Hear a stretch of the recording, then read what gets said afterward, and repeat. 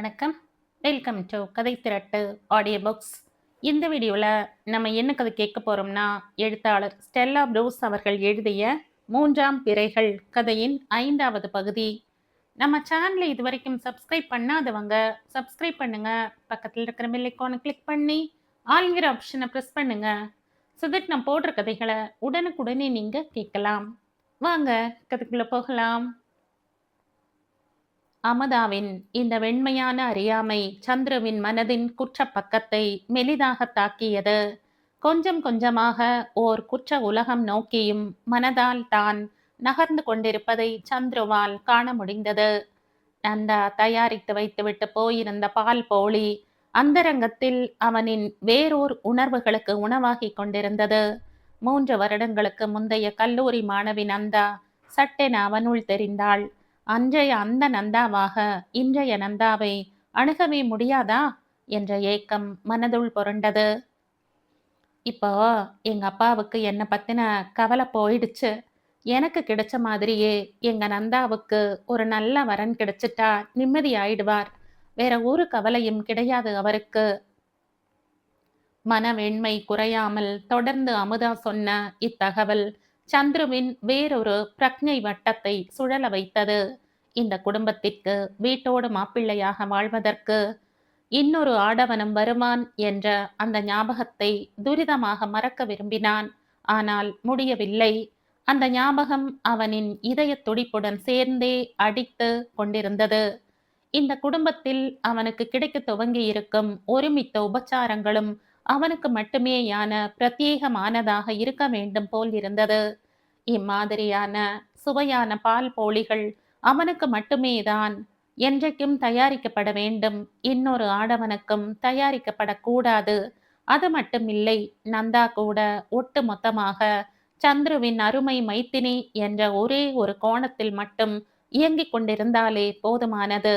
வேறொரு முக்கிய பிடிமானம் நந்தாவிற்கு வேறொரு உறவின் இழைகள் மூலம் கிடைத்துவிடக்கூடாது. அவள் சந்துருவின் மைத்தினி மட்டும்தான். இந்த உணர்வு கபடங்கள் கசிய தொடங்கியதுமே சந்துருவிற்கு பால் போலியும் அமுதாவின் அருகாமையும் சுவைக்கவில்லை. பேசாமல் ஆபீஸில் வேலைகளில் கவனம் செலுத்தி இருக்கலாம் போல் இருந்தது. அவனின் உள் மன ஓட்டத்தை காண தெரியாமல் அமுதா ஆர்வத்துடன் மாம்பலம் கோதண்டராமர் கோயில் பற்றி சொல்லிக் கொண்டிருந்த போது பொறுமை இல்லாமல் குறுக்கிட்டு கேட்டான். உனக்கு பால் போலி செய்ய தெரியுமா தெரியாதா? தெரியுமே. இனிமே எனக்காக எப்ப பால் போலி செய்யறதா இருந்தாலும் நீதான் செய்யணும், சரியா? எத்தனை மறைக்க முயன்றும் மறைக்க முடியாத குரோத உணர்வுடன் கேட்ட துனி அமுதாவிற்கே சற்று அதிர்ச்சியை தந்தது. இதில் ஏன் இத்தனை குரோத துனி என்பதை புரிந்து கொள்ள முடியாமல் ஓர் தயக்கத்துடன் சந்துருவை அவள் ஏறிட்டு பார்த்தபோது எதிர்பாராத அவசரத்துடன் அவன் அமுதாவிடம் விடை பெற்று கொண்ட பாணி மானிட உறவின் வேறொரு திகைப்பை தருகிற எச்சரிக்கை பாணியாக அவளுக்கு தெரிந்தது. இந்த வீட்டின் சுவர்களுக்குள் இது முற்றிலும் புதிய பாணி. இரவின் நீட்சி நீளமடைய சந்துரு நிம்மதி இழக்க ஆரம்பித்து விட்டான். அத்தனை எளிதாக தன்னுடைய பலவீனம் வெளிப்பட்டு விட்டதே என்று வெட்கப்பட்டான். சந்தர்ப்பங்கள் கிடைக்கும்போது தானும் மிக மிக சாதாரண ஆடவனாகத்தான் நடந்து கொள்வோமோ என்று சந்தேகப்பட்டான். உண்மையில் தான் எந்த விசேஷ தன்மைகளும் இல்லாத மிக சராசரி மனிதன்தானா அடிப்படையில் என சிந்தித்து பார்த்தான். உண்மை சற்றே கசப்பது போல் இருந்தது. கசப்பை ருசிக்க முடியாமல் மனசக்கரம் உடனே எதிர் வழியில் சுற்றத் தொடங்கியது.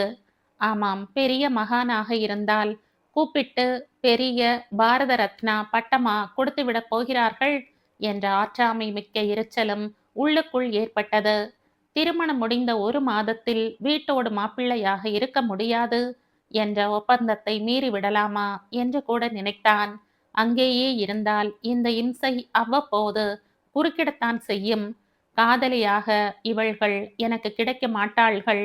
ஆனால் இவள்கள் செய்து வைக்கும் பால் போலிகளை மட்டும் நான் வெட்கங்கெட்டு போய் தின்று கொண்டிருக்க வேண்டும். என்னடா இது அநியாயம்? அந்த காலத்தில் இவள் மட்டும் என்னுடன் பஸ்ஸில் வராமல் திடீரென்று ராணி மாதிரி காரில் போய்விடுவாள்.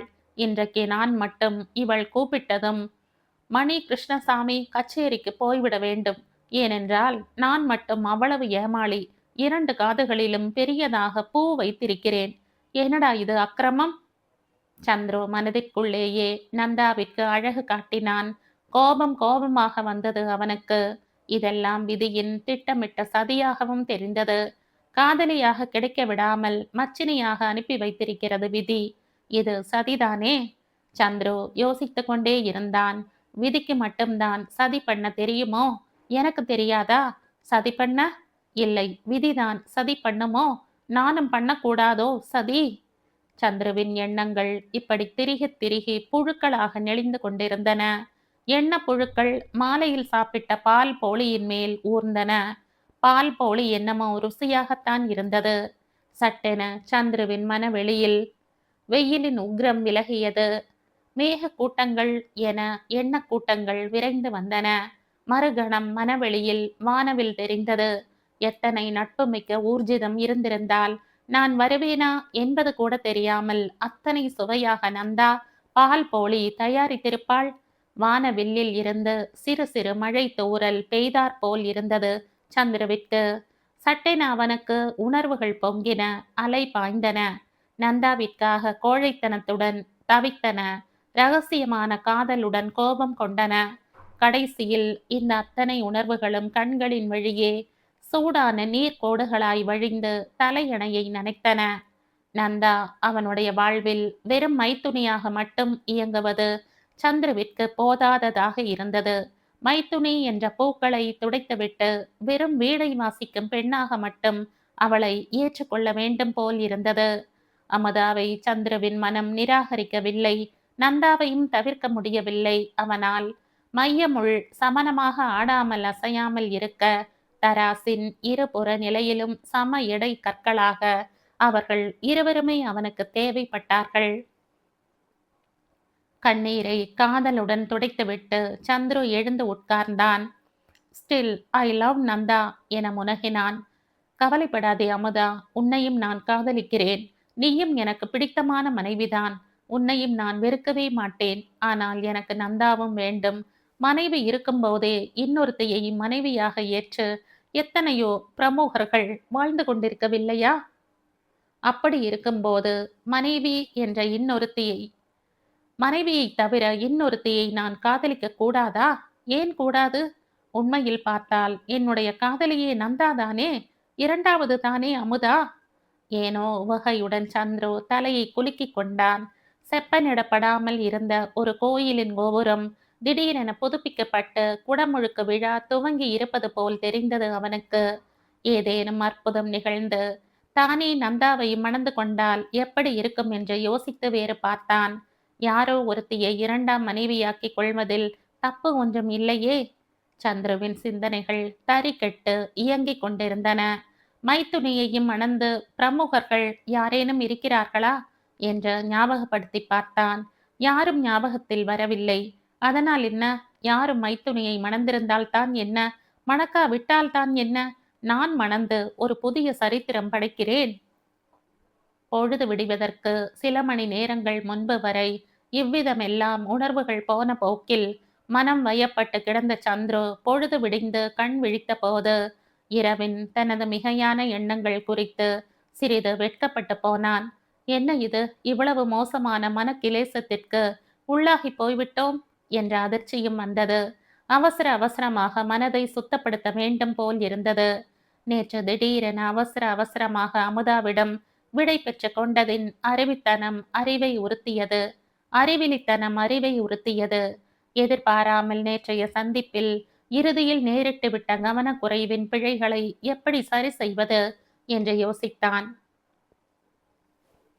வெயிலின் உக்ரம் விலகியது. மேக கூட்டங்கள் என எண்ண கூட்டங்கள் விரைந்து வந்தன. மறுகணம் மனவெளியில் வானவில் தெரிந்தது. எத்தனை நட்புமிக்க ஊர்ஜிதம் இருந்திருந்தால்.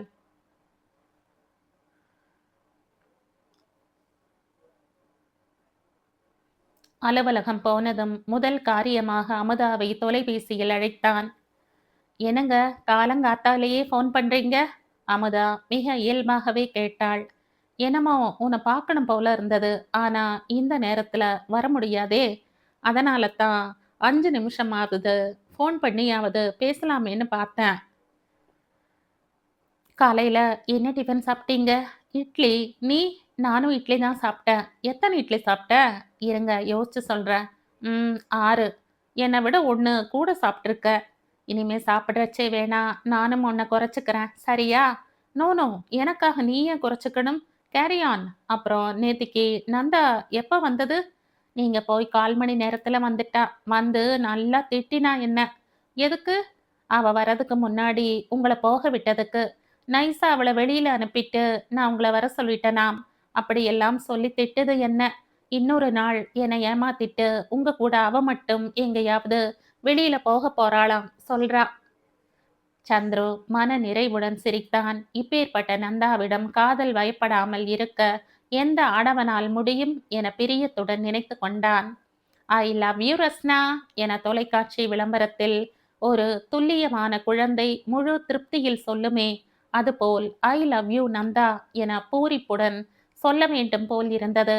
அதை சந்துரு மனதுக்குள் சொல்லிக் கொண்டான். அப்புறம் நேத்திக்கே இனிமே பால் போளி எனக்கு செய்யறதா இருந்தா நீ தான் செய்யணும்னு நான் சொன்னத நீ எப்படி புரிஞ்சுகிட்டேன்னு தெரியல. எனக்காக நந்தா செய்ய வேண்டாம் என்கிற ஐடியால சொல்லலாதை. விசேஷமா எனக்கு செய்யறப்போ நீயே செய்தா எனக்கு ரொம்ப சந்தோஷமா இருக்கும் அமுதா. அத சொல்றதுக்கு தான் அந்த மாதிரி சொல்லிட்டேன். அத நீ தப்பா எடுத்துக்க வேண்டாம். நோ நோ, அப்படியெல்லாம் தப்பா எடுத்துக்கல நான். அமுதா கொஞ்சம் பிரயாசைப்பட்டுத்தான் இதை சொன்னாள். இப்ப நந்தா எங்க? பாத்ரூம்ல குளிச்சிட்டு இருக்கா. இவ்வளவு நேரம் கழிச்சா? இதுதான் அவளோட டைம். அப்போ மறுபடியும் எப்ப பார்க்கலாம்? இன்னைக்கு ஈவினிங் வரீங்களா? அமுதா எதிர்பாராத உரிமையுடன் கேட்டுவிட்டாள். நோ, இனிமே உன் பர்த்டே அன்னைக்கு தான் வருவேன். அதுக்கப்புறம் நம்ம மேரேஜ் அன்னைக்கு தான். அப்போ வச்சிரட்டுமா? நந்தா வந்ததும் சொல்லு. மார்ச் 31 சந்திப்போம். Okay? Okay. Thank you. Thank you very much. Amudha களிப்புடன் ரிசீவரை வைத்தாள். யாருக்கு 100 தடவை தேங்க் யூ தேங்க் யூன்னு சொல்லி வழிஞ்சிட்டு இருந்த? தலையை துவட்டியவாறே வந்த நந்தா கேட்டாள். யார்னு நீ தான் சொல்லேன் பார்க்கலாம். கைகள் இரண்டையும் மார்பின் குறுக்கே கட்டிக்கொண்டு மிடுக்குடன் கேட்டாள் அமுதா. நந்தா ஒருவித சந்தேகத்துடன் அமுதாவை பார்த்தாள். ஏய் யாரோடடி பேசுன? நீ தான் சொல்லேன். அத்தான் கூடவா? அமுதா ஆம் என்ற தலையை இசைத்தாள். திருடி திருடி, நேத்திக்கு எனக்கு தெரியாம வீட்டுக்கு வர சொன்னேன். இன்னைக்கு என்னடானா எனக்கு தெரியாம திருட்டுத்தனமா ஃபோன் எல்லாம் பண்ணி பேசுற. அது என்ன நீ மட்டும் பேசுறது? நானும் பேசுவேன். நந்தா வேகமாக போய் ரிசீவரை எடுத்து டயலை சுழற்றினாள். அமுதா விரைந்து சென்று ஃபோன் பட்டனை அழுத்தி கொண்டாள். வேண்டாம் நந்தா, மார்னிங் டைம் பிஸியா இருப்பார். நீ மட்டும் ஏண்டி பேசின? டயலை சுற்றுவதற்கு நந்தா முரண்டு பிடித்தாள். சொன்னா கேளு நந்தா. 2 நிமிஷம் தாண்டி. தொலை. நந்தா உன்னிப்புடன் டயல் செய்தாள். சில நொடிகளில் சந்துரு கிடைத்தான். அத்தா, நான் நந்தா பேசுறேன். என்ன நந்தா? சண்டே மணி கிருஷ்ணசாமி டான்ஸ் பார்க்க போகலாம் வரீங்களா? என்னது, அதுக்குள்ள அவங்க டான்ஸ் கத்துக்கிட்டாங்களா? ஐயோ கடிக்காதீங்க. டான்ஸ் பார்க்க போகலாம்னு முதல்ல கடிச்சது யாரு? சும்மா உங்களை டீஸ் பண்றதுக்காக சொன்னேன். சரி, மணி கிருஷ்ணசாமி கச்சேரிக்கு போயிட்டு வரலாம். என்ன சொல்றீங்க? சந்துரு பதில் சொல்வதற்கு யோசித்தான். நந்தாவுடன் கச்சேரிக்கு செல்ல சம்மதிப்பது சிறப்பானதா, மறுப்பது சிறப்பானதா என்று சிந்தித்து பார்த்தான். எப்போதுமே எதிர்மறை அணுகல்களுக்குத்தான் பாதிக்கும் திறன் அதிகம் என்பதை அவனின் கல்வி தகுதிகள் சுட்டிக்காட்டின. ஒரு கச்சேரிக்கு போய் வரலாமான்னு கேட்டா அதுக்கு பதில் சொல்றதுக்கு இவ்வளவு நேரமா? நந்தா பொறுமை இல்லாமல் சிணுங்கினாள். வர சண்டேவா? ஆமா ஆமா ஆமா. ஐயோ முடியாதே நந்தா, அன்னைக்கு என் ஃப்ரெண்ட் ஒருத்தனோட மேரேஜ் ரிசப்ஷன் இருக்கேம்மா. அடுத்த சண்டே வேணா போகலாம். ஆமா, உங்களுக்காக ஒவ்வொரு சண்டேயும் அந்த அம்மா பாடிட்டே இருப்பாங்க. போங்க, உங்க கூட சண்டை பேச போறதில்ல நான். அதே மாதிரி உங்க உட்பி கூடயும் பேச போறது கிடையாது. நந்தா தடாலென ரிசீவரை வைத்துவிட்டு கோபம் குறையாமலேயே அம்மாவிடம் பேசினாள். அம்மா பாருங்கம்மா, அமுதா எனக்கு தெரியாம தெரியாம அத்தானுக்கு ஃபோன் பண்ணி பண்ணி பேசுறா. அவ ஆசைக்கு அவ பேசுறா. நாளைக்கு உனக்கும் கல்யாணம் நிச்சயமாகி நீயும் உன்னை கட்டிக்க போறவருக்கு எத்தனை ஃபோன் வேணும்னாலும் பண்ணி பேசு. யாரு வேண்டாம்னு சொல்றது? அம்மா சொன்னதை ஆமோதிப்பது போல ஆள்காட்டி விரலை உயர்த்தி காட்டி ஆட்டியபடி அமுதாவிடம் நந்தா சொன்னாள். இரு இரு, எனக்கும் ஒரு காலம் வரும்க்கா, அன்னைக்கு கவனிச்சுக்கிறேன் உன்னை. நானும் என்னோட உட்பிக்கு உனக்கு தெரியாம தெரியாம தினம் ஃபோன் பண்ணி பேசுறேனா இல்லையான்னு பாரு.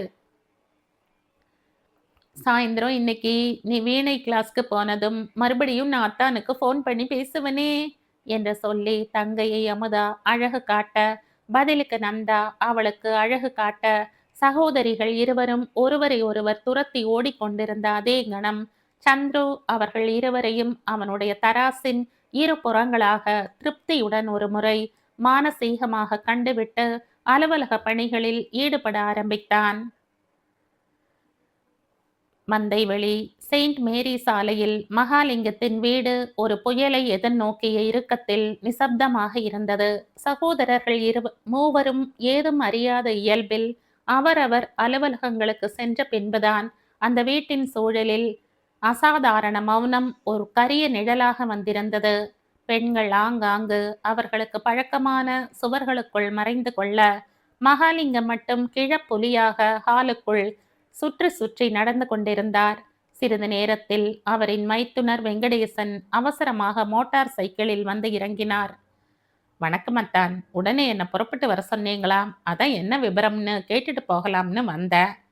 வெங்கடேசனா, வா வா, உன்னைத்தான் எதிர்பார்த்துக்கிட்டு இருந்த. நீ ஒரு காரியம் செய்யணும் வெங்கடேசா. என்ன விஷயம்னு சொல்லுங்க, தாராளமா செய்யறேன். என்னோட இந்த வீட்டை பார் வெங்கடேசா, எவ்வளவு மோசமா இருக்குன்னு. 20 வருஷமா ரிப்பேரே பார்க்காம எப்படி போச்சு பார். 7-8 வருஷமா வெள்ளையும் அடிக்கல. இப்படியே விட்டா வீடே நாசமாயிடும் போல இருக்கு. அதனால வீட்டை கம்ப்ளீட்டா ரிப்பேர் பார்த்து பெயிண்ட் அடிச்சிடலாம்னு பார்க்குறேன். சொல்லுங்க, ஆள் ஏற்பாடு பண்ணி நானே எல்லா வேலையும் பார்த்து உங்களுக்கு நீட்டா முடிச்சு தரேன். அதே மாதிரி செலவோட செலவா மொட்டை மாடியில இன்னொரு ரூம் ஒன்றும் கட்டிடலாம்னு நினைக்கிறேன். கட்டிடலாம். இது எல்லாத்துக்கும் மொத்த செலவு 1 லட்சம் ஆகுமா? குறைஞ்சது 75,000 ரூபாவாவது ஆகும் அத்தான். 1 லட்சம் ஆகும்னு வச்சுக்கோயேன். அத்தான், சொன்னா வேண்டாம்னா சொல்ல போற. அந்த 1 லட்சம் ரூபாய் பணம் நீ தான் ஏற்பாடு செய்து தரணும் வெங்கடேசா. போச்சுடா, அவ்வளவு பெரிய தொகைக்கு நான் எங்க அத்தான் போவேன்? போய் அந்த பெருமாள் சாமியை தான் கேள. பணத்தை அவர் சும்மாதானே வச்சிட்டு இருக்கார்.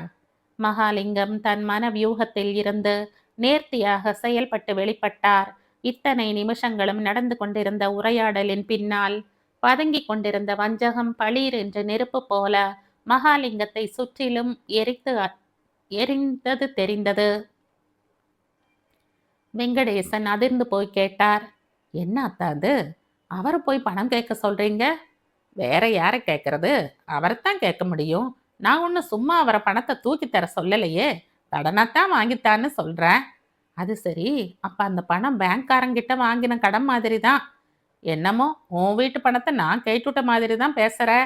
யார் வீட்டு பணமா இருந்தா என்ன அத்தான்? பணத்தை கேட்கறதுக்கும் ஒரு முறை வேணாமா? என்ன முறை கெட்டு போனதை கண்டுபிடிச்சிட்ட நீ? MBA படிச்ச என் பையனை தூக்கி வீட்டோட மாப்பிள்ளையா கொடுத்துருக்க. வெங்கடேசா, சும்மா வேலை இல்லாத வெட்டி பையில கொடுத்துடல அவங்களுக்கு. மாசம் 3000 ரூபாய்க்கு மேல சம்பளம் வாங்குற பொன் முட்டை போடுற தங்க வாத்தத்தான் தார வாத்திருக்க, தெரிஞ்சுக்கோ. சந்துரு கல்யாணமாகி போனாலும் எப்பவும் போல மாசம் 2000 ரூபாய் பணத்தை அவனோட சம்பளத்துல இருந்து உங்களுக்கே தானே கொடுத்துடணும்னு நாம தான் அன்னைக்கே பேசி முடிச்சாச்சே. அப்புறம் எப்படி வாத்தோட பொன்முட்டை பெருமாள் சாமி வீட்டுக்கு போகும்? என்னத்தான் நீங்க பேசுறது? அதான் நான் சொல்ல வந்ததை முழுசா சொல்ல விடாம முந்திரி கொட்டத்தனமா பேசினா இப்படித்தான் பேச்சு வரும். எப்பவும் போல மாசம் 2000 ரூபாவை கொடுத்துடணும்னு அன்னைக்கு பேசினதை வாபஸ் வாங்கிக்கிறேன். சந்துரு அந்த 2000 பெருமாள் சாமி கிட்டையே ஒவ்வொரு மாசமும் கொடுத்துட சொல்லு. எங்களுக்கு தர வேணாம் அவன். அப்படி மாசம் 2000 ரூபாய் கொடுத்தா ஒரு வருஷத்துக்கு எவ்வளவு கொடுப்பான்? 24,000. 25,000ன்னு வச்சுக்க. சரி, 25,000. 4 வருஷத்துக்கு 1 லட்சம். அந்த 1 லட்சத்தை தான் அட்வான்ஸா பெருமாள் சாமி கிட்ட வாங்கி தந்துடுன்னு சொல்றேன். அது என்னத்தான் 4 வருஷ கணக்கு? நான் தான் 4 வருஷத்துக்கு அப்புறம் உயிரோட இருக்க மாட்டேனே. சரியா 4 வருஷம் முடிஞ்சதும் சந்திர தசை ஆரம்பிக்குது எனக்கு. அதான் மாரக தசை எனக்கு. நான் மண்டையை போட்டாச்சுன்னா இங்க அந்த பயல் யாருக்கும் பைசா தர வேண்டியது இல்லையே. எல்லாம் பெருமாள் சாமி குடும்பத்துக்கு தானே. என்னமோ அத்தா, அவர்கிட்ட போய் ₹1,00,000 கேட்கறது எனக்கு அநியாயமா தெரியுது. ஒரு அநியாயமும் கிடையாது. என் மகனோட வருமானத்தை அடமானம் வச்சு கேட்கறதா நெனச்சு கேட்கறேன்.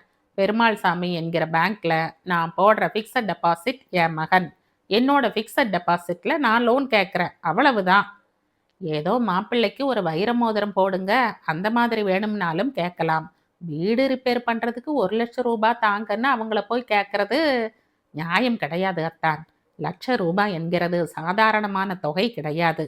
போய் கேட்டா மிஸ்டர் பெருமாள் சாமி எப்படி ரியாக்ட் பண்ணுவாரோ? ஏற்கனவே ஒரு தடவை அட்டாக் வந்த ஹார்ட் பேஷண்ட் வேற.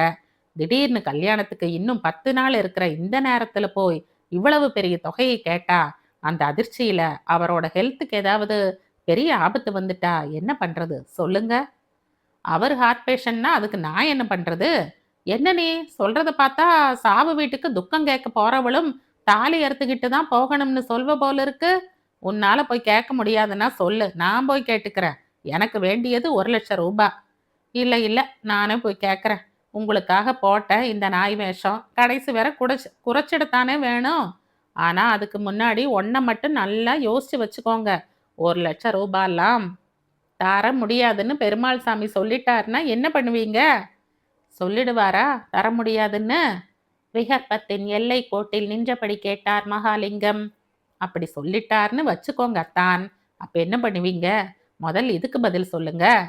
மகாலிங்கம் விஷமமான உள் அர்த்தத்துடன் தோளில் கிடந்த துண்டை எடுத்து ஒரு முறை உதறி காட்டினார்.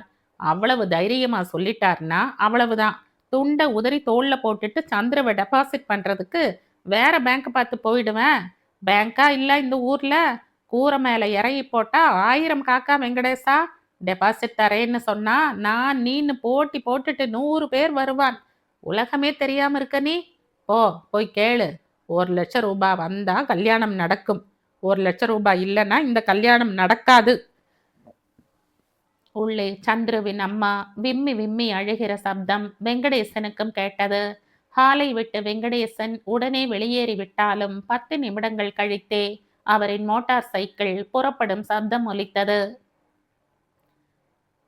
பெருமாள் சாமி குடும்பத்தினர் அனைவரும் நிசப்தமாக அமர்ந்திருந்தார்கள். அமுதாவின் தாயார் ஜானகியின் கண்கள் கலங்கி கிடந்தன. சகோதரிகள் இருவரும் அப்பாவையே நோக்க பெருமாள் சாமி ஆழ்ந்த சிந்தனையில் இருந்தார்.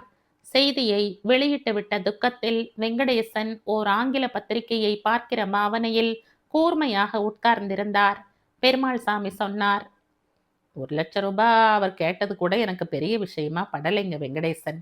கேட்டதுக்கான காரணமும் கேட்கறது ஏதோ அவரோட டெபாசிட்ல கடன் கேட்குற மாதிரியான அந்த எடக்கம் தான் எனக்கு என்னவோ போல இருக்கு. என்னவோ பிளாக்மெயில் பண்ற மாதிரி இருக்குல்ல? பிளாக்மெயில் தான், வேற என்ன என்றார் வெங்கடேசன். பெண்ணை பெத்தவன்னா அத்தனை அலக்காரமா இருக்கு. என்ன பண்றது, கொடுத்து தான் ஆகணும், வேற வழி. கல்யாணத்துக்கு அப்புறமும் இதே மாதிரி பணம் கேட்டாங்கன்னா? ஜானகி அம்மாள் அச்சத்தோடும் சந்தேகத்தோடும் கேட்டாள். கேட்கக்கூடியவர் தான் எங்க அத்தான். எனக்கும் மகாலிங்கம் எப்படிப்பட்டவர்னு கொஞ்சம் கொஞ்சமா தெரியத்தான் செய்யும். ஆனா அந்த பையன் சந்துருவுக்காகத்தான் இந்த சம்பந்தத்துக்கு நான் சம்மதிச்சேன். அது என்னடான்னா இந்த மாதிரி வம்புல வந்து முடிஞ்சிருக்கு. ₹1,00,000 பக்கத்துலயா இருக்கு? உட்கார்ந்து அவரை என்ன சொல்லுங்க தெரியும். ₹1,00,000 எவ்வளவுன்னு. மறுபடியும் பல நிமிஷங்களுக்கு அவர்கள் இடையே மௌனம் நிலவியது. திருமண வைபவம் நெருங்கிக் கொண்டிருக்கிற மொத்த சந்தோஷமும் அந்த குடும்பத்தில் வடிந்து போயிருந்தது. மிஸ்டர் சந்திரவிற்கும் அந்த வீட்டில் பாக உரிமை இருக்கே என்கிற ஒரே செக்யூரிட்டியை வச்சு ₹1,00,000 தரேன். ஆனா ஒரே ஒரு கண்டிஷன் என்றார் பெருமாள் சாமி. சொல்லுங்க சார். ரூபாயை நான் செக்காத்தான் தருவேன். அதுக்கு மிஸ்டர் மகாலிங்கம் ஜஸ்ட் ஒரு ஸ்டாம்ப் ஒட்டின ரசீது தந்தாகணும். தருவாரா கேளுங்க. 1000 ரசீது கேட்டாலும் தருவார். அவருக்கு வேண்டியது பணம். இன்னைக்கு புதன்கிழமை, சனிக்கிழமை வாங்க, செக்கு தர்றேன். இதுல என்ன நீங்க தப்பா நினைச்சிட கூடாதுங்க. நோ நோ, எனக்கு தெரியும் மிஸ்டர் மகாலிங்கத்தை. ஆனா அவர் இப்படி பணம் கேட்கறத அவரோட மகன்கள் யாரும் குறுக்கிட்டு ஒன்றும் சொல்றது இல்லையா? யார் வந்து சொன்னாலும் அவர்கிட்ட எடுபடாது. பசங்களை எல்லாம் அடிமை மாதிரி தானே வச்சிருக்காரு. இந்த ₹1,00,000 விஷயம் மிஸ்டர் சந்துருவுக்கு தெரியுமா தெரியாதா? தெரியல சார். தெரிஞ்சாலும் ஒன்றும் பண்ண முடியாது. எங்க அத்தானை, எங்க அப்பாவையே அந்த காலத்துல என்ன பாடுபடுத்தி இருக்காரு. ஆனா ஒண்ணு, அவர் இதுவரைக்கும் பண்ணியிருக்கிற பாவத்துக்கு அவருக்கு எதுவுமே தீங்கு நடக்கல. அதான் ஆச்சரியம். அப்ப சனிக்கிழமை வந்து செக்க வாங்கிட்டு போயிடுங்க வெங்கடேசன். உங்க பெண்ண சந்தோஷமா இருக்க சொல்லுங்க. அதான் முக்கியம். இப்ப நீங்க நேரா மிஸ்டர் மகாலிங்கத்தை தானே பார்க்க போறீங்க. போய் சொல்லிடணுமே. அவர்கிட்ட போய் சொல்றதுக்கு முன்னாடி, நீங்க நேரா இப்ப மிஸ்டர் சந்துருவை போய் பார்த்து, இங்க நாம பேசினதை எல்லாம் சொல்லிடுங்களேன். அனாவசியமா கல்யாணம் நின்னு போயிடக்கூடாதுங்கிற ஒரே காரணத்துக்காகத்தான், இந்த பணத்த கொடுக்கறதுக்கு நாங்க சம்மதிச்சோம்னு அவர் மட்டுமாவது தெரிஞ்சுக்கிடட்டும். ஓ எஸ். உங்க இஷ்டப்படியே போய் சொல்றேன். ஆனா இதுல எனக்கு ரொம்ப வருத்தம் தான். நான் ஏற்பாடு செஞ்ச ஒரு காரியத்துல எங்க அத்தான் இப்படி பண்ணிட்டாரே! என்ன பண்றது? எங்க விதி. ரொம்ப சந்தோஷமா இருந்தோம். அப்போ சனிக்கிழமை வந்து செக் வாங்கிக்கிறேன். இப்ப போய் மிஸ்டர் சந்துரு கிட்ட முதல்ல நான் சொன்னத சொல்லிடுங்க. அதான் என் முதல் வேலை. வெங்கடேசனின் மோட்டார் சைக்கிள் பெரும் சீற்றத்துடன் சந்துருவின் அலுவலகத்தை நோக்கி விரைந்தது. வெங்கடேசன் விஷயத்தை சொன்னதும் குபீரென கற்பூர குவியலில் நெருப்பு பற்றினாற்போல் இருந்தது சந்துருவின் உணர்வு கோப எரிதல். வெகுண்டு கை முஷ்டியால் மேஜை மேல் ஓங்கி ஒரு குத்து விட்டான். கடைசியில என் கல்யாண விஷயத்திலையும் அவரோட புத்தியை காட்ட ஆரம்பிச்சிட்டாரா? இனி விடக்கூடாது. நானும் எத்தனையோ விஷயத்துல இது வரைக்கும் அவர் பேச்சுக்கு மறு பேச்சு பேசாம வாயை மூடிட்டு இருந்திருக்கேன். இப்ப என் வாழ்க்கையிலேயே கை வைக்க வந்துட்டாரு. இனிமேயும் பொறுமையா இருக்கக்கூடாது. வாழ்வா சாவான்னு பார்த்துட வேண்டியதுதான். மாமா, இப்ப நீங்க நேரா இந்திரா நகர்ல இருந்து தானே வரீங்க? அங்க இருந்து தான் வரேன். இப்பவே போனா அமுதாவோட அப்பா வீட்ல இருப்பார் இல்லையா? ஆமாமா, வீட்ல தான் இருப்பார். ரைட். வாங்க, நேரா முதல்ல அங்க போவோம். அங்க போய் என்ன பண்றது சந்துரு? நீங்க வாங்களேன், வந்து பாருங்க என்ன பண்றேன்னு. சந்துரு இன்டர்காமில் சுஜாதாவை கூப்பிட்டான். ரிசீவரில் தோழியின் குரலை கேட்டதுமே அவனின் உணர்வுகள் நெகிழ்ந்து குழைந்தன. என்ன ஏதுன்னு இப்ப எதுவும் கேட்காத. உடனே நாம இந்திரா நகர்ல அமுதா வீட்டுக்கு போகணும். நீயும் என்னோட வர என்றான். Anything serious? எஸ், பயங்கர சீரியஸ். அநேகமா இன்னைக்கு பூராவும் நீ என்னோட இருக்க வேண்டி இருக்கும் சுஜா. நோ ப்ராப்ளம், வா கிளம்பலாம். நீ கீழே போர்ட்டிகோவில் இரு.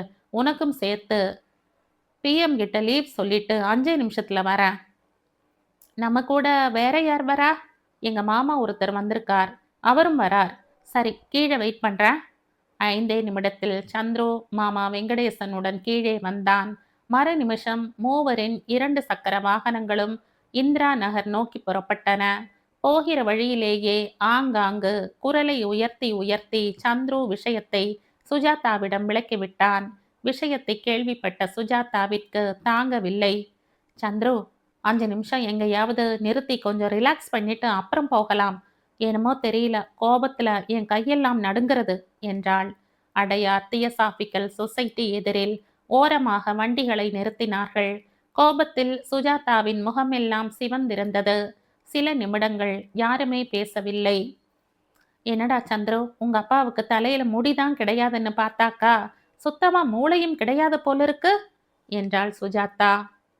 மூளையா? இருதயமே கிடையாதுமா அவருக்கு. எப்படி இப்படி வாய் கூசாம ₹1,00,000 கொடுன்னு கேட்க முடியறதோ தெரியல. விட்டுடாத அவரை. 2ல் 1 பார்த்துடு. நான் இருக்கேன். என்ன ஹெல்ப் வேணும்னாலும் பண்றேன். உங்க அப்பாவுக்கு ₹1,00,000 போகக்கூடாது. இந்த கல்யாணமும் நின்னுடக்கூடாது. கமான். மீண்டும் உயிர் பெற்று 3 வாகனங்களும் விரைந்தன. அமுதாவின் வீட்டை அவர்கள் அடைந்த போது வீட்டில் சூழ்ந்திருந்த இயல்பற்ற அமைதியே அந்த குடும்பத்தினரின் மனநிலையை எடுத்து காட்டியது. கொஞ்சமும் எதிர்பாராமல் சந்துருவை பார்த்த அமுதா குபீர் என்று வெடித்துவிட்ட அழுகையை அடக்க முடியாமல் கதறி அழுதபடி வேகமாக அவளுடைய அறைக்குள் ஓடிப்போனாள். நந்தா தான் உடைந்து விடாமல் வலிமையுடன் நின்று வாங்கத்தான் என்று அழைத்தாள். அப்பா இல்லையாம்மா நந்தா? சந்துரு கேட்டான். இருக்காங்க, இப்பதான் உள்ள போய் படுத்தாங்க. இதோ கூப்பிடுறேன், நீங்க உட்காருங்க. நீங்களும் உட்காருங்க மிஸ் சுஜாதா. அப்போது சப்தம் கேட்டு பெருமாள் சாமியே வந்து விட்டார். எல்லோருமே ஒரு நெருடலான குற்ற உணர்வுடன் சோஃபாக்களில் அமர்ந்தார்கள். சில நொடிகள் அவர்களின் உலகம் கொடிதாக இருந்தது. சந்துரு முதலில் தயக்கத்துடன் தான் பேசத் துவங்கினான். சாரிங்க, மாமா வந்து சொன்னதுக்கு அப்புறம்தான் எனக்கு விஷயமே தெரிஞ்சது. திடீர்னு அப்பா இந்த மாதிரி நடந்துக்கிறதுக்காக முதல்ல நான் உங்ககிட்ட மன்னிப்பு கேட்டுக்கிறேன். ப்ளீஸ் அந்த ரூபாயை நீங்க கொடுக்க வேண்டாம். என்ன ஆனாலும் நான் பார்த்துக்கிறேன். நிச்சயமா இந்த கல்யாணம் நடக்கும். கவலையே பட வேண்டாம். நீங்க என்ன ஆனாலும் சரி, எங்க அப்பாவ இந்த விஷயத்துல 2 1 பார்த்துடுறதா முடிவு பண்ணிட்டேன். அமுதாவையும் கூப்பிட்டு சொல்லுங்க. எனக்கே அவமானமா இருக்கு. அவர என் அப்பான்னு சொல்றதுக்கே கேவலமா இருக்கு." பெருமாள் சாமி சிறிது நேரம் அமைதியாக இருந்துவிட்டு சொன்னார். "இல்ல மிஸ்டர் சந்துரு, இப்போதைக்கு முதல்ல உங்க அப்பா கேட்ட பணத்த குடுத்துடலாம். எதுக்கு வம்பு கல்யாணத்துக்கு முந்தி? எல்லாம் சுமூகமா நடந்துடட்டும். அப்புறம் பார்த்துக்கலாம்." "No, no sir, no. நீங்க பணம் கொடுக்கவே கூடாது. எனக்கு அது அவமானம். அந்த அவமானத்தை நெஞ்சில சுமந்துட்டு தாலி கட்ட முடியாது என்னால. அந்த அளவுக்கு இன்சென்சிட்டிவ் இல்ல நான்." "பணம் வரலைன்னா கல்யாணம் நின்னு போயிடும்னு சொன்னாராமே." "அத சொல்றதுக்கு அவருக்கு உரிமை கிடையாது. இது என்னோட கல்யாணம். என்னோட வாழ்க்கை நிச்சயதார்த்தம். அன்னைக்கு நீங்க ஒத்துக்கொண்டபடி இந்த கல்யாணத்திற்கான செலவு பூராவும் உங்களோடது தானே?" "எல்லாம் எங்க செலவு தான்." "அப்போ பிரச்சனையே இல்லையே. பிளான் பண்ணினபடி எல்லா வேலையும் நடக்கட்டும். சரியா முகூர்த்த நேரத்துல நான் வந்து அமுதா கழுத்துல தாலி கட்டுறேன். நம்புங்க என்ன." சொல்லும்போதே சந்துருவின் கண்களில் நீர் சுரந்து விட்டது. சுஜாதாவை தவிர எல்லோருமே ஆனந்தத்தால் கண் கலங்கிப் போயிருந்தார்கள். "நந்தா," பெருமாள் சாமி அழைத்தார் கண்களை துடைத்தவாறே. "என்னப்பா, அமுதாவை கூப்பிடு. உள்ளே அக்கா அழுதுட்டு இருக்காப்பா, வரமாட்டேங்கிறா." "சந்துரு, நீங்களே போய் ஆறுதல் சொல்லிட்டு வாங்க." சந்துரு அறைக்குள் போனான். அமுதா மெத்தையில் குப்புற படுத்தபடி அழுது கொண்டிருந்தாள். "அமுதா." சந்துரு மெல்லிய குரலில் அழைத்தான். பதிலாக அவளிடமிருந்து விம்மல்தான் ஒலித்தது. குனிந்து சிறிது நேரம் அமுதாவின் அழகை தெரியும் முதுகையை பார்த்தான். "கண்ணம்மா, ஏம்மா இன்னும் அழற? அதான் நான் வந்துட்டேனே. எழுந்துரு. எழுந்து சந்தோஷமா என்னை பார்த்து சிரி கொஞ்சம். அப்பத்தான் நானும் சந்தோஷமா போவேன்." "அமுதாம்மா, எழுந்துக்கடா. என் டார்லிங் இல்லையா நீ? எழுந்துக்க." என்றான். அமுதா மெதுவாக எழுந்தாள். அவளின் முகம் பூராவும் அதற்குள் வீங்கி போயிருந்தது. ஆதரவுடன் அவளின் முகத்தை சந்துரு கைகளில் ஏந்தி கொண்டான். "எங்க அப்பாவை கொலை பண்ணிட்டு வந்தாவது உனக்கு நான் தாலி கட்டுவேன். ஓகே? பயப்படாத. உன்னை கைவிடவே மாட்டேன். அட் எனி காஸ்ட் என்னால உன்னை மிஸ் பண்ண முடியாது. உன்னை மட்டும் இல்ல, உங்க ஃபேமிலியில யாரையுமே என்னால மிஸ் பண்ண முடியாது. தைரியமா இரு. முடிஞ்சா இடையில ஒரு தடவை வந்து பார்க்கறேன். வர முடியலைன்னா நேரா கல்யாணத்தன்னைக்கு தான். சரியா?" அமுதா மன நிறைவுடன் தலையை அசைத்தாள். "I love you very much" என்றான் அமுதாவின் முகத்தையே பார்த்தபடி. இருவரின் கண்களையே கண்டன. மென்மையான காதல் உணர்வுடன் சந்துரு அமுதாவின் கண்களில் முத்தமிட்டு விடை பெற்ற ஹாலுக்கு வந்தான். "அப்போ நாங்க கிளம்புறோம் சார்" என்றார். வெங்கடேசன், "மிஸ்டர் சந்துரு, அப்பா கிட்ட ரொம்ப முரட்டுத்தனமா நடந்துக்காதீங்க. அவருக்கு தெரிஞ்சது அவ்வளவுதான். இதுவரைக்கும் தெரியாததையும் இன்னைக்கு தெரிஞ்சுக்க போறார், அவ்வளவுதான். போயிட்டு வரோம். இனிமே எந்த தகவலும் சொல்லி விடுறதா இருந்தாலும் ஒண்ணு எங்க மாமாவே வருவார், இல்லனா என்னோட ஃப்ரெண்டு சுஜா வருவா. நீங்களும் கவலைப்படாம உங்க ஹெல்த்த பார்த்துக்கோங்க. எல்லாம் நல்லபடியா நடக்கும். வரமா நந்தா?" "போயிட்டு வாங்கத்தான்." "ஹலோ லிட்டில் ஃப்ளவர், வரட்டுமா?"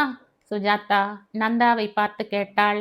உடனே நந்தாவின் முகம் பூ போலத்தான் மலர்ந்து விட்டது. "கல்யாணத்தன்னைக்கு கண்டிப்பா வந்துடுங்க சுஜாதா." நந்தா சொன்னாள். "நான் வராமலா? Okay, see you, see you." மூவரும் ஹெல்மெட் அணிந்து போர்டிகோவிற்கு வந்தார்கள். "விஷயத்தோட பயங்கரங்களே இனிமேதான் இருக்கு" என்றான் சந்துரு. "பயமா இருக்கா சந்துரு?" சுஜாதா கேட்டாள். "பயங்கர களைப்பா இருக்கு. அந்த ராட்சசனை போய் ஜெயிக்கணுமே. அதுக்குள்ள களைச்சு போனா எப்படி? கமான்." 15 நிமிடங்களில் மூவரும் மந்தை வெளி செயின்ட் மேரி சாலை வந்து சேர்ந்தார்கள். "1,00,000 வராதா? வராதா?" மகாலிங்கம் கண்களை இக்கியவாறு கேட்டார். "ஆமா, வராது." சந்துரு உறுதியான குரலில் சொன்னான். "ஏண்டா வராது?" மகாலிங்கம் ஈசி சேரில் இருந்து எழுந்து நின்று கேட்டார். "வராதுன்னு சொன்னா வராதுதான்." "பரவாயில்லையே, பெரிய ராஜா ராம்மோகன் ராய் மாதிரி பேசுறையே. வெங்கடேசா, இந்த பெருமாள் சாமிக்கு ஃபோன் பண்ணி இந்த கல்யாணம் கேன்சல்னு சொல்லிடு." "கல்யாணத்தை கேன்சல் பண்றதுக்கு நீங்க யாரு? செலவு பண்ணி இந்த கல்யாணத்தை நடத்த போறவர் பெருமாள் சாமி. கல்யாணத்துல தாலி கட்ட போறவன் நான். இடையில பணம் கேட்கறதுக்கு நீங்க யாரு?" "பாலே, மாமியார் வீட்டு மோகம் அவ்வளவு தூரத்துக்கு வந்துருச்சா? அப்ப அவ்வளவுதான். இனிமே இந்த மகாலிங்கம் சொல் அம்பலம் ஏறாதுதான். எலேய், பெரிய ஆளாயிட்ட நீ இல்ல? என்ன கேட்கிற யாருன்னு? நான் உன் அப்பன்டா. பெத்து வளர்த்து உன்னை ஆளாக்கின அப்பன்." ஏவன் உன்கிட்ட வந்து என்னை பெத்து போட சொன்னது? நானா சொன்னேன் என்னை பெத்து போடுங்கன்னு? ஆமாண்டா, என் இஷ்டத்துக்கு தான் உன்னை பித்தேன். அதே மாதிரி என் இஷ்டத்துக்கு ₹1,00,000 கேட்பேன், கோடி ரூபாயும் கேட்பேன். நீ யாரு வாங்கக்கூடாதுன்னு சொல்றதுக்கு? நானா? மனுஷன்யா மனுஷன். சந்துரு கோபத்தில் பொங்கினான். அவனுக்கு பக்கபலமாக அவனின் கையை இறுகப் பற்றியபடி நின்ற சுஜாதாவை மகாலிங்கம் வெறுப்புடன் பார்த்தார். ஏ பொம்பள, என் வீட்டு பிரச்சனையில நீ ஏன் வந்து நிக்கிற? ஓடு வெளியில என்றார்.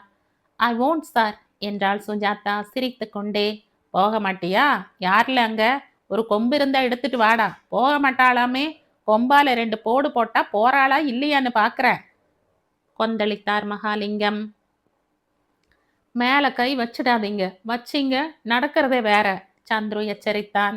பொட்ட கம்மநாட்டி பொம்பளைய கூட்டிட்டு வந்தா கலாட்ட பண்ற? வெளியில போடா, இந்த நிமிஷம் வெளியில போ. இது என் வீடு, என்னோட சுய சம்பாத்தியத்துல நான் கட்டின வீடு. இதுல கால் தூசி கூட கிடையாது உனக்கு. போ வெளியில. மகாலிங்கம் வெறி பிடித்தவர் போல கத்தினார். எனக்கு வேணும் இந்த தரித்திரம் பிடிச்ச வீடு. நீங்க சொல்லவே தேவையில்லை, நானே வெளியேறிடுறேன். பெருமாள் சாமி உனக்கு நல்லா தான் சொக்குப்படி போட்டு விட்டுருக்கான், அதான் ஆடுற. வெங்கடேசா, கடைசியா கேட்குறேன், பெருமாள் சாமி கிட்ட பணம் வாங்கி தந்துட சொல்லு. வீணா என்கிட்ட பொல்லாப்பு வேணாம். பெத்த பயல்னு கூட நான் பார்க்க மாட்டேன். அப்புறம் ₹1,00,000 இல்ல, 1,00,000 பைசா வாங்கி தரதா இல்ல சந்துரு உறுதியான குரலில் சொன்னான். அப்ப இந்த நிமிஷமே வெளியேறி போயிட வேண்டியதுதான். ஒரு சட்டை பேண்ட்டை கூட தொடக்கூடாது. அப்படியே வெளியேறி போ வெங்கடேசா. என்னோட வீடு வாசல் பணம் எதிலும் இவனுக்கு உரிமை கிடையாது.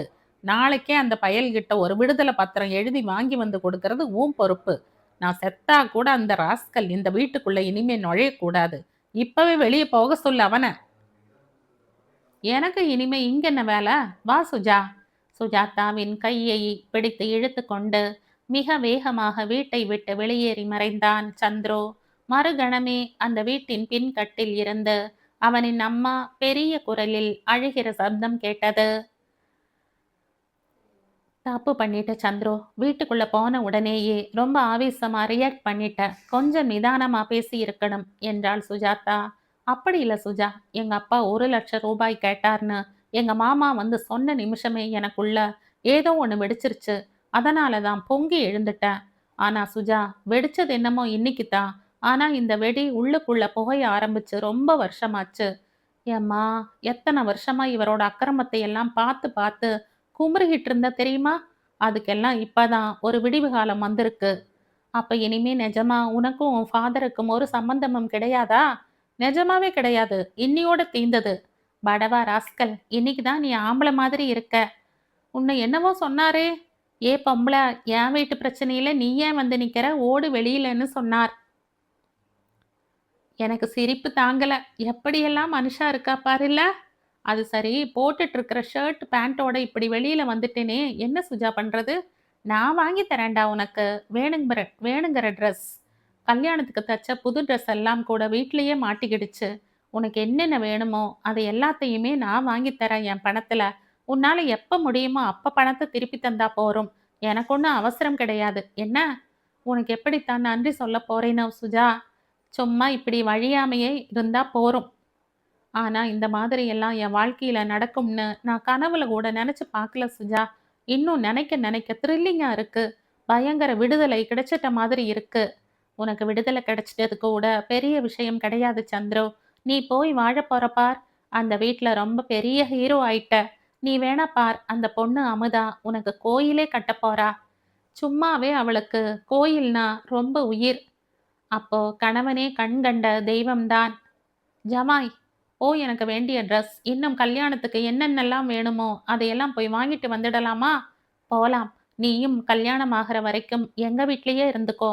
என்னோட ரூமையே யூஸ் பண்ணிக்கோ. எது வேணும்னாலும் தயங்காம மனசு திறந்து கேள். சும்மா அனாவசிய காம்ப்ளெக்ஸ் எதுவும் வேணாம். Be free. This is your home. Millions of thanks. சரி வா, ஷாப்பிங் போயிட்டு வந்துடலாம். இந்த கதையின் தொடர்ச்சியை அடுத்த பதிவில் கேட்கலாம். நன்றி.